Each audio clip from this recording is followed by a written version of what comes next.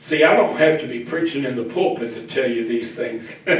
I'll tell you these things sitting on a train. I'll tell you these things sitting in my living room. I'll tell you these things sitting at my kitchen table. Hallelujah. He had heard me talk about how God healed me and how the Lord performed miracles and how I had seen people healed and people delivered. He had heard me talk about these things. And here he is, Mr. Atheist. I don't believe in God. But all of a sudden his friend is in dire condition and science can't help her. So I guess we might as well turn to fiction. I guess we might as well turn to make-believe and see if that can help her. So I said, what do you want me to do, Fabian? He said, well, I was wondering if maybe, since you believe in all this stuff, he said, I was wondering if maybe you could come to the hospital and pray for her.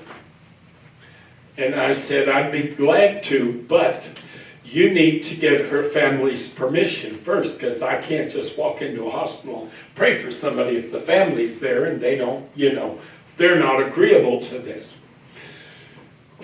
So he said, well, I'll talk to them. I said, well, I'm about to go to church. I said, so do me a favor. This is back in the day when I carried a beeper. And I said, do me a favor, just call and leave a message on my beeper telling me, yes, they agree, or no, they're not agreeable. I said, and after church, if I see I've got a message from you, I'll call and listen to the message, and then if they're agreeable, I'll come. Well, after church, we prayed for her during the service. After church, I checked my beeper. Lo and behold, there was a message from Fabian. So I called the answering service, the electronic answering service, and I listened to his message, and he said the family is agreeable. So if you're able, please come.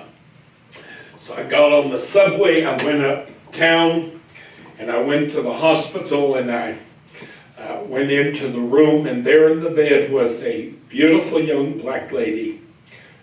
She, at the time, I believe she was either 27 or 28, and very young, very thin. She was in the hospital bed. She was skin pulled over bones. I mean, you talk about looking bad. Holy mackerel. She looked horrible. Skinny as, just wasting away. Her skin had turned gray. She was no longer brown skin, she was gray. She could not stay awake but for a minute or so at a time. And she'd kind of come to for a little bit.